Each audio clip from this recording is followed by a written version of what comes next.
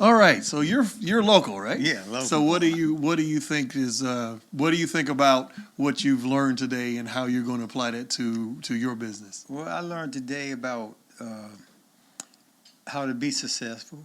I learned how to think about other people's options and other people's views on what need to be done.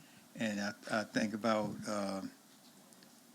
the impact that this mentorship from you and Scott and Brian has made on me today, and just the fact that the opportunity that we had today could have been other people missed out, on not being here, because this impacted me a lot just today. Just this couple hours showed me a lot.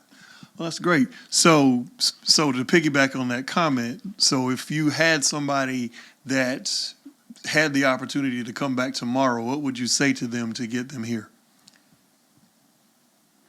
All I would have to do is say, "You coming? You go on me tomorrow." If I don't end up climbing this tree tomorrow, I'm gonna be back again with some people. Okay. Yeah.